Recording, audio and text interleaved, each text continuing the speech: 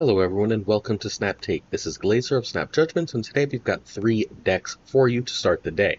The reason we've only got 3 decks is we've got the return of Sanctum Showdown later today and an OTA. So we will be covering in great detail Sanctum Showdown with top 10 decks and a deck for the new card that's coming in that mode and so much more. But first, let's talk about today's decks. Starting with Sizer's Cerebro Move, you might recognize Sizer as the 5 or 6 time ranked #1 ranked player, multiple time #2 ranked player. He's been absolutely crushing with this version of Cerebro. He's got an above 60% win rate in the top 10% of, the top 10%, the top 10 literally, not percent, just top 10 players in Infinite. Before we get to breaking down this deck, I will be hosting a giant streamathon this Saturday on Twitch. It'll be Saturday, 6:30. I'll be going live at 1 p.m. Eastern, and I'm going to go up to 24 hours. I'm moving to Vietnam. I'm trying to raise some funds in order to, help me pay for a ridiculous amount of expenses to move around the world. But if you're interested, please check out twitch.tv/PulseGlazer. We're going to do tons of huge giveaways and so much more. So make sure that you stop by. All right, so this deck. You can find Sizer at twitch.tv/Sizer2654. This deck needs Madam Web and Makari. Gorgon and Jeff can be Sentinel and Invisible Woman. The second video today, before we go further, will be about Sanctum Showdown. There is an OTA today, a meta-shaking OTA. If you must have my thoughts as soon as possible on that, it won't be up with the OTA, but there will be a podcast at the same Twitch as before, twitch.tv/PulseGlazer, recorded tonight with Ika and Perry Manilow discussing that OTA and all the big Marvel Snap news, Sanctum Showdown, Overdrive, Kid Omega, all that good stuff, bad stuff, all that stuff at twitch.tv/PulseGlazer. So if you must have that right away, please make sure you stop by the stream, because we got to talk Sanctum. Sanctum is, I think, a bigger deal even than the OTA. Anytime we can get a free card, we have to pay attention. All right. So, Sizer's Cerebro Move. This deck is fundamentally built around Madam Web and Multiple Man. You can just get a lot of 3-drops out there. You buff those 3-drops from 3 to 6 using Cerebro and Mystique, and you win games. It's really that simple. It's not a super complicated deck. There's not a lot else to say. If you get a bunch of 3-drops, you win the game. If you get a bunch of 3-drops, draw Cerebro, win the game. You want to play Cerebro, generally speaking. Late in the game, you want to play Cerebro last turn. If you can Cerebro and Mystique last turn, and give +6 to all your 3-drops, you've got a bunch of 9s all over the board, and you win. You've got location control in this. We're running Luke because, of course, we're running Luke as a way to protect against bad locations. We've got Scarlet Witch for some location control. Just a little bit of extra control with cards like Killmonger and Cosmo. Cosmo also can protect your Madam Web, which is really cool. This deck is freaking awesome. If you miss Cerebro, if you want to play the top Cerebro, Sizer is crushing top players with this on the regular.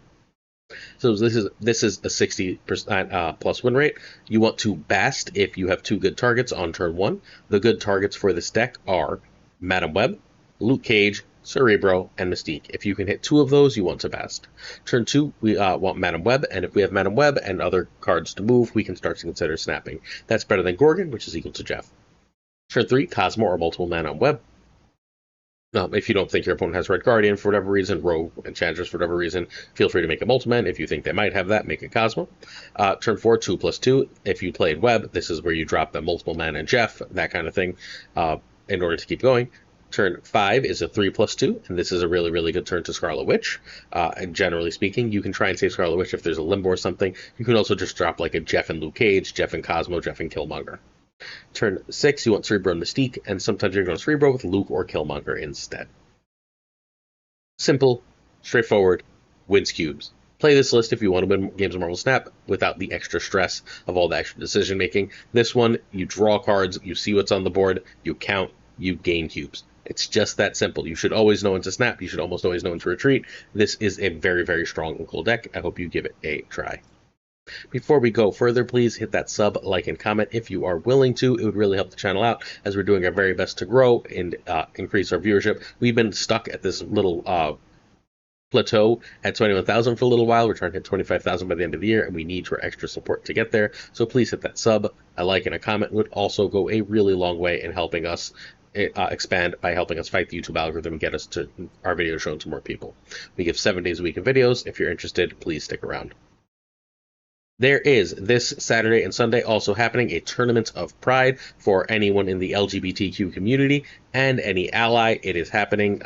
It's sponsored by PowerOn, and the details are in the Discord. Arisham and Thanos are banned. If you want to play in this tournament, use the QR code on the screen in front of you. And we're giving away a Merlin. I'm figuring out how. I don't care. We're giving away a Merlin this week. You'll have to do a sub, like, and comment. All right. Our main deck of the day is from Pie Charts, a viewer who has reached the top 20 of the Infinite Leaderboard playing this Galactus list. This Galactus list is kind of awesome. It is doing the sort of Cannonball Mercury thing. Cannonball Mercury Fenders have become their own package, but on top of that, this has got a Galactus game plan, and it turns out it is ridiculously hard to play around both of these things together, and Pie Charts has had a meteoric rise to the top of the Infinite Leaderboard. This deck meets Cannonball, Mercury, Galacta, Symbiote Spider-Man, Luna, and Fenris. It's not a cheapie, sorry. I also want to say thanks to Pie Charts for sending this to us. This Surge can be Jennifer Kale, and Alioth can be Knull, but you might want to also try and find a sort of different closer for Alioth. Knull is really great after Galactus, but you might want something else beyond Cannonball that you can win the last turn of the game. Think a Red Hulk, a Magneto. Right. So, this deck does want to get one of its 4s out early if possible. It also would very much like a 3-cost Shang-Chi, thus the Zabu and Surge. If you can get Galacta and Symbiote out early, if you can Galacta into Symbiote, that's 10 power. Into Galactus, you now have a 16 power lane, which is a reasonably likely Galactus to win. That's pretty damn solid. You also like these cards costing 3, or at least one of them costing 3, because you often have 7 energy on the last turn, which means you can either Mercury Cannonball, or do something like Symbiote, which is just decent power, and Shang, if you can get one of those down at cost. Mercury is here largely for Cannonball. Mercury also sort of obfuscates which lane you're going to Galactus. If you play Mercury in a lane, no one knows you're a Galactus deck, right? You're not telegraphing that you're a Galactus deck. Your opponent does not necessarily expect Galactus, and will often not like to play powerful stuff in that lane, because Cannonball's just going to kill it, which makes your Galactus more likely to hit. Fenris Wolf, when you don't do the Galactus game plan, you basically can kill something with Shang or Cannonball or Negasonic, and you get back the best of the things you killed. Obviously, very, very powerful. Negasonic is a really, really powerful kill and priority card. You drop it in a lane. That lane is now threatened. Your opponent will either try and play in it to get rid of it as soon as possible or avoid it. And as soon as you know which of those two it is, you can formulate a game plan. Luna lets you do 4+3 on the last turn, Cannonball plus Mercury on the last turn, or Galactus on turn 5. All of those are amazing, and her 3/6 stat line is just really, really solid. Power must be controlled. You play Galactus, they drop with Prio, they drop a Red Hulk. How do you win? You can Cannonball, you can Shang. Also, obviously good with Fenris, and just generally powerful in the meta. Galacta buffs Galactus. It makes a lot of your other earlier, less threatening cards really threatening. 3/9 Luna, for example, is a real card. A 4/10 Symbiote is a real card. These are lane-winning cards when hit by Galacta, whereas otherwise they just sort of exist. Symbiote is here largely for Galactus. There's not really another on reveal you want to hit. Once in a while you'll hit like a Shang or a Surge, but that is not what this deck is trying to do. What it's trying to do is use Symbiote in order to Galactus. Either Galacta or Symbiote will lead to Galactus. If you stick Symbiote in the same lane as Mercury, people might suspect Galactus, but that's a risk you're going to have to take. You're going to have to read your opponents. Generally speaking, people will forget Galactus exists unless this deck gets very popular, so you can play around with that. Cannonball wins with Mercury, also wins after Galactus if you've lost Prio. Galactus makes you kneel, controls the board. Try playing around Galactus and Cannonball at the same time. It is not easy. And then if you do have Prio going into the end and Cannonball doesn't do the job, Alioth does. Rank 18 peak for this one. Turn 1 Zabu. Turn 2 Surge is better than Mercury, which is equal to Fenris. Turn 3 Luna over a 4/3. Think Symbiote or Galacta over Negasonic. Turn 4, Galacta over Symbiote. Turn 5, we snap on Galactus, or we can also snap on Negasonic and Fenris, especially if we got Mercury out earlier. Turn 6, Cannonball and Mercury, or Alioth, and then we win. Sometimes Shang fits in there too.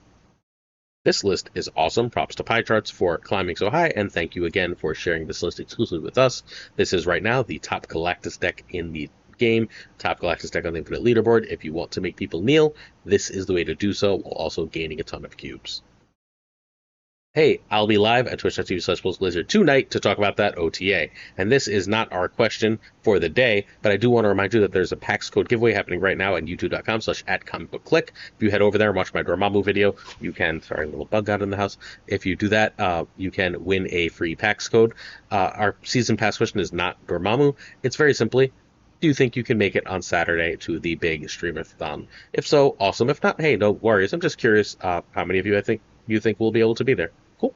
Twitch.tv/PulseGlazer. All right, Dormammu, stats aren't great so far. I still have been winning with him and having a blast with him. I cannot play this next deck. It is, fair warning, a Kid Omega deck. I think it's playable without Kid Omega, but I don't really want to play without Kid Omega. It just makes me sad. I'll have Kid Omega in a month. But if you do have Kid Omega and Dormammu and want to play a deck, that's what the next one's going to be. I've still been having a lot of success with my Morgan builds. I like the Morgan builds the best for Dormammu, and he's been like reasonably successful in Classic Destroy. He's a telegraphed card, but he wins you a lot of mid-range matchups. Again, a very good card, if not like an absolute monster. I think he's very worth owning, largely for fun factor at this point.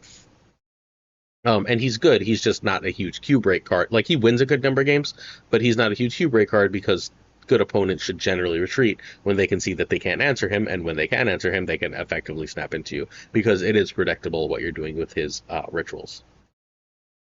Dormammu, one of my regular viewers, sent me this really cool Phoenix Force Mama list.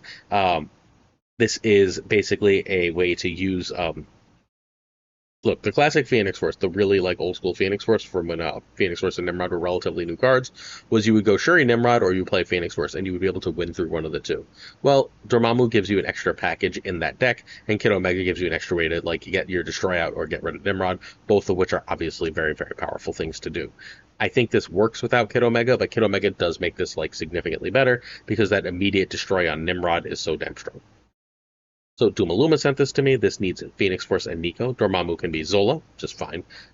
Kid Omega can be Strange, Galacta, or Symbiote Spider-Man. All right, so your job is, here's the two main things you can do. You destroy Human Torch or Multiple Man, preferably for this version, Multiple Man. Cool. As you've destroyed Multiple Man, or Human Torch, by turn 3, you can do so with Kid Omega or with Carnage, Venom, or Deathlock. You then play Phoenix Force. If it's Multiman, you just move that around a lot, Ghost Spider, and then you should win because you've got 8 power all over the board. If it's Human Torch, you're going to be Human Torch around enough to guarantee yourself one lane, and then you're going to try and win another by doing a Dormammu series of events. You should be able to try and win another lane at that point with your Dormammu. That's the goal here. Hopefully that makes sense to everyone. Dormammu does require a second Destroy because you can't have Dormammu merge with the Human Torch or Multiple Man, but outside of that, you should be totally fine. The other game plan is generally to go Shuri, Nimrod into 2 Destroys. Dormammu gives you an extra Destroy for that, while also potentially giving you a big old body in the process, which is really nice. And Dormammu can absorb that, or even if you don't do that, Dormammu can end up absorbing that first Nimrod really effectively, especially with Kid Omega. All these things work together. The purpose of some extra cards here, Ghost Spider is a good way to move your Phoenix Force an extra time. Nico gives you a Destroy Draw 2, which is insanely strong in this list. Carnage, Venom, Deathlock, Kid Omega are your Destroy package to destroy Multiple Man, Human Torch, or Nimrod a few times. And then, obviously, Dormammu just big. I don't know why I said teams. Dormammu cooks. Nico, Torch if destroy Phoenix Force. Multiple Man, Phoenix Force Destroy, or Elixir. We have to destroy 1 if we're not going to get Phoenix Force on turn 3. We don't Ritual if we are only destroying 1. Turn 4, Phoenix Force or Shuri. Turn 5, Nimrod or Phoenix Force moves and Ritual 2. Turn 6, Ritual 3, and whatever else you can. This one's simple, powerful, effective. I look forward to trying it in mid-July. If you bought Kid Omega, more power to you. I'm still not willing to do so, given Second Dinner's current business practices. If you need a video on that, I released one this Saturday. It's got a whole bunch of views. Go check it out. I break down the whole situation in detail. You don't have to agree with me, but it's where I stand ethically. I do know a lot of you got Kid Omega toward the end of the mode using gold, so if you did, you have this version of the deck. If not, try Doctor Strange, or try like a Galacta, an extra 4-drop to buff Nimrod, and you should still be able to play the list. Question of the day is real simple. Moonlit Path asks about the new Forge emote. The words under it are just right. It's supposedly the just right emote. I don't think it conveys that at all. I think it conveys, no, I don't like that. Much better. So, I plan to use it when an opponent does something that I don't like, probably right before I retreat when I use it. This just right does not feel correct for this emote at all. Good question, Moonlit Path. I don't know what exactly they were thinking. Just the this doesn't match up with the look on the face. It's definitely counterintuitive and contradictory. Search your support on our Patreon. Come with on air. Thanks. So I'm going to thank a whole bunch of people from patreon.com/snapjudgments. If you'd like to be one, go check out the page. Thank you to Bricks2Click, our patron of the month, Abigail Keeson, Mandatory Burnout, It Regardless, LAB, Inc., I am Frostman. Check him out on Twitch. Hota Navarrete, Prime Brian of the Prime Mind, Ryan Burke, Ryan Wood Snap. Check out Ryan Wood Snap on YouTube. Ryan Wrench, Caretix Lee, King Questions, Koire, Kazushi, Archangel 3K, Black Dahlia, Pyro, Pyrofrost, The Goat Seeker, Goatsy, Code, Hallowed, that's our little Alliance Leader group. Only Fox, Synth, Batdirt, Absolute Shannon, Nightmare, Dirty Casual, Mr. Kerfuffle, Kit Cables, Ginger Prime, Philly, Philip Brakovich, Haplo, Kenny Loggins of the Danger Zone, The Bizza, Black Jeebus 23, Exorcy and Skippy G, Rhyming Friends, Jessica Gamble, Sup Jess, Mr. Slush Death, The Kinger Bros, Bro, The Great Kazoo, Werewolf, Stevo131, KFC Hoda, Clam, Colonel Foreman, Rob Silverman, David G. Wingfield, Steven, Brian Kaufman, Tristan Martin, Jason Butt, Mr. Craig Starry, Matt V, Corey, Corwin, John Q, and Jim McHugh, who are cute town, Gestout, 8th Sage, One Big Man, Milkman, for reals? Cactus Jack. Have you ever eaten cactus, by the way, Cactus Jack? It's delicious. Reapser, Yo, Marco, Ted Pro, thank you, Ted Pro, one of our newest friends, Quid Bro Joe, Snap Decisions Joe, check out Snap Decisions Podcast, it is back, DeCarlo220, check him out on Twitch, probably live right now, Models Mod Supreme, Bickety, Boom, Bot, Green Goblin, Unibot V2, Flan 56, Spectrumix, Hoot, Ocularis, Matt H, DJ, Mikey Hijinks, No Frickin' Flex, Nick, The Geek Geek, Toxic Soul King, Zodrex, The King of Canada, JJ. Did I say Zodrex 74? I hope I did. Denman Falcon, Bofler Newman, Jonesy Snapped, Two Ties, The Great Lord Evs, The Pirate King Tucker, and of course Gunny T, where the T stands for. Don't forget the second video at Daily Reset for all your Sanctum Showdown needs. I'll see you there for that, and then I'll see you tonight for the podcast, and hopefully Saturday too. I'll have a video tomorrow, of course. See you for all of it. Peace.